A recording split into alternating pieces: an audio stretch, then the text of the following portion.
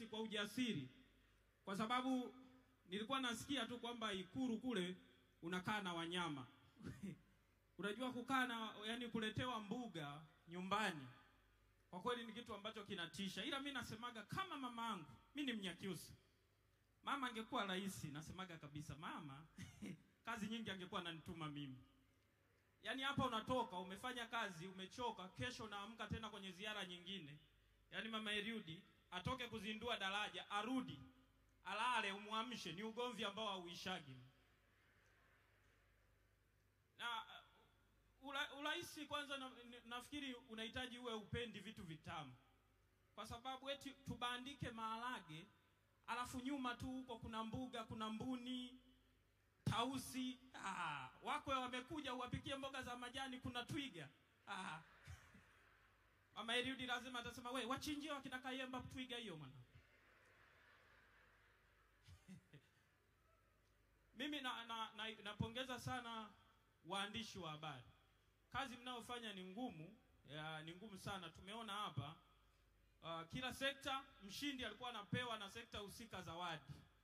Yule ndugu yangu wa maji watu wote tulikaa kule tusema wasipompa jaba huyu wanampa simtengi.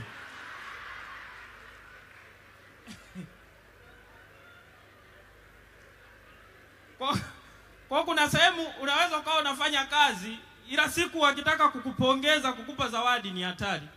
Hivi umeashumu mtu wa idara ya nyuki,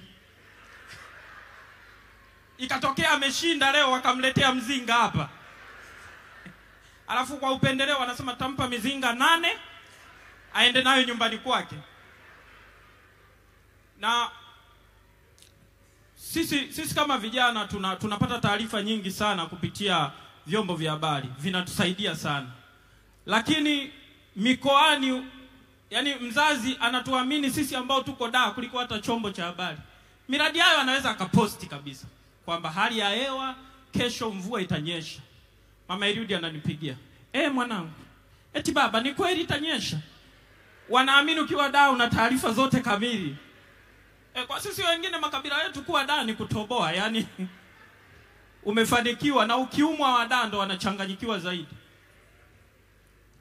Nilikuwa nimekaa pale nyuma, naangalia kila mtu anayekuja anakabidhiwa zawadi yake.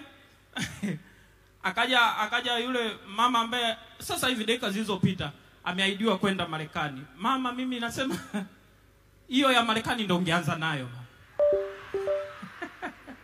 Asanteni sana.